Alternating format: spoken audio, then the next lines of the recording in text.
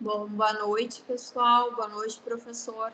A gente já pede desculpa de antemão caso aconteça alguma falha no áudio, porque está chovendo muito, a gente está fazendo o possível para gravar, mas espero que dê tudo certo aí, que dê para escutar tranquilamente.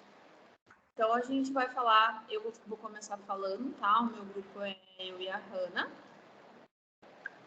Eu vou começar falando sobre o vídeo do documentário, na verdade, né? Da aventura do antibiótico. Então, eu fiz algumas anotações, botei alguns tópicos para a gente ir comentando e eu vou relatando um por um aqui. Então, o documentário da aventura do antibiótico relata sobre os antibióticos representarem mais do que um progresso científico. Eles revolucionaram a medicina. Contudo, a descoberta dos antibióticos deu à humanidade a ilusão de que podemos controlar doenças e dominar a natureza. Então, nesse documentário, é possível que a gente entenda essa questão da guerra contra das bactérias contra o ser humano. Os antibióticos, então, são sem dúvida a maior descoberta de todos os tempos no campo da saúde. Com a descoberta dos antibióticos, o homem conseguiu neutralizar as bactérias pela primeira vez na história.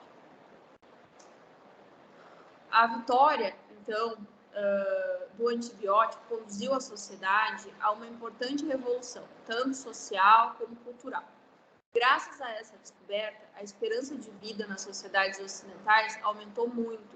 A gente pode acompanhar durante o vídeo ali, vendo os relatos de que a expectativa, né, da vida do ser humano era 30, 40 anos antes do antibiótico. Então, as pessoas morriam devido a adquirirem as bactérias e não tem, então, como terminar com elas, fazer um tratamento para que pudesse combater.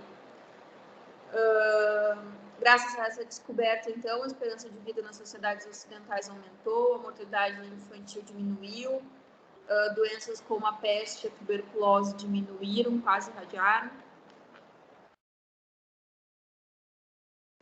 As maiores, então, descobertas da história da biologia foi primeiro o antibiótico identificado pelo homem, que foi a penicilina. Desde então, o termo antibiótico tem sido utilizado de modo mais restrito para indicar substâncias que atingem bactérias, embora possa ser utilizado em sentido mais amplo contra outros parasitas, protozoários, fungos ou eumintos. O antibiótico, então, se resume a qualquer remédio capaz de combater uma infecção causada por micro-organismos que causam uma infecção causada por algum outro organismo. Não sei se eu consegui explicar direito, mas quer dizer, então, que o antibiótico é capaz de combater uma infecção causada por micro-organismos que causam uma infecção a outro organismo, ou seja, um organismo nosso. Eles não destroem vírus, tá? Eu vou comentar agora no final do antibiótico vezes Covid. Ele pode ser bactericida, quando tem efeito letal sobre a bactéria, ou bacteriostático, se interrompe a sua produção ou inibe seu metabolismo, mas também causa efeitos significativos em doenças causadas por vírus, como a gripe, e que também a gente vai falar nesse grupo entre o Covid. Então, concluindo aqui, os antibióticos representam mais do que um progresso científico, eles são uma revolução cujas consequências afetam a vida das pessoas e das sociedades. Contudo, a descoberta dos antibióticos deu à humanidade a ilusão de que se pode controlar a doença e dominá-la, que a gente sabe que não é bem assim. Mas, falando agora como aluna, como espectadora do vídeo, é muito relevante a gente ver esse marco na sociedade do antes da descoberta do antibiótico e do depois, né? Do uso que a gente tem dele hoje em dia, do quanto ele nos favorece. E fazendo uma relação do antibiótico vezes o Covid, né?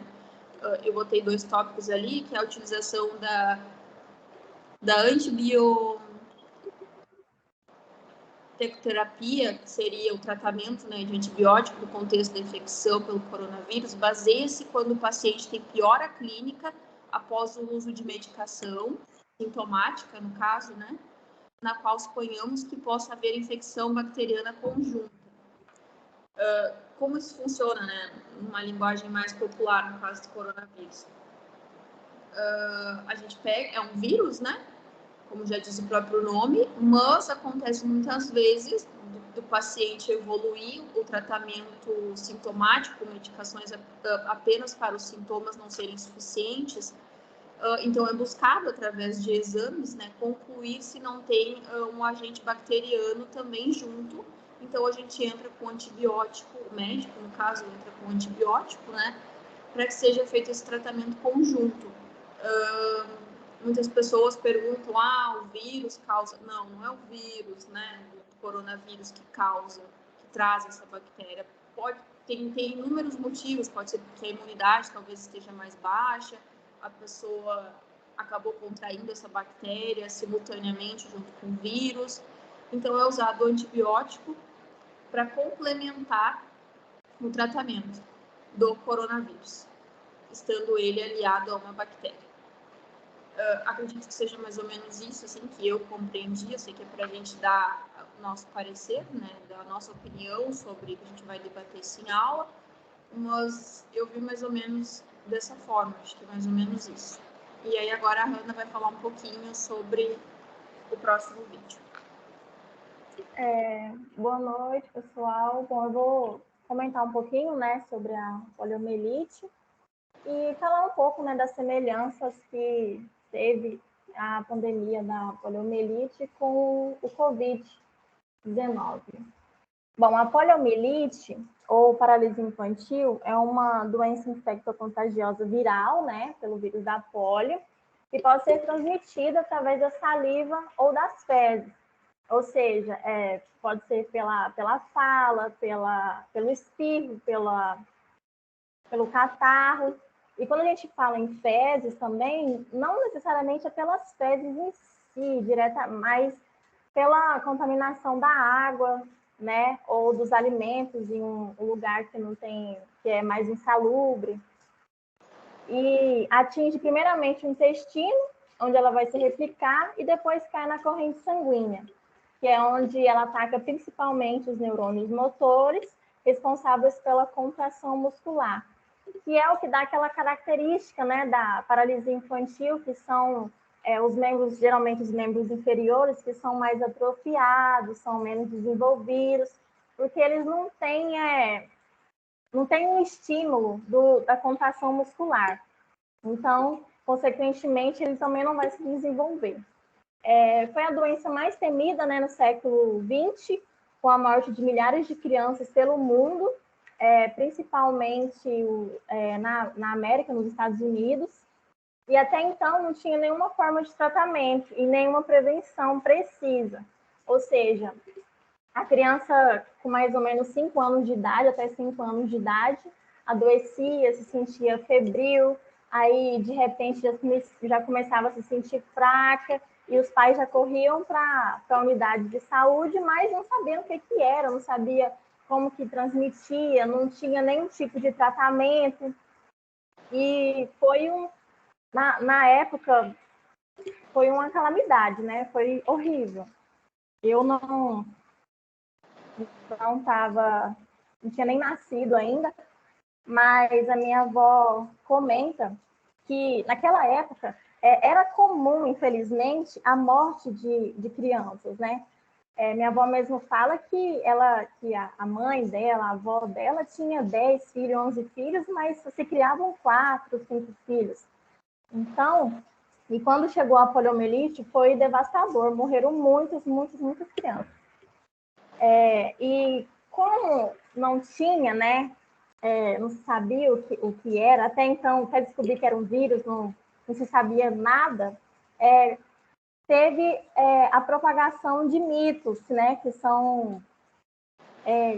aconteceu também com o Covid, na verdade, né, que são informações que a gente não sabe se é verdade, normalmente não tem um estudo científico comprovado naquilo que foi, né, o uso da ivermectina, da cloroquina, e naquela época tinha mais ainda o uso de produtos naturais, né, que as avós, as mães faziam chá de qualquer casca de árvore.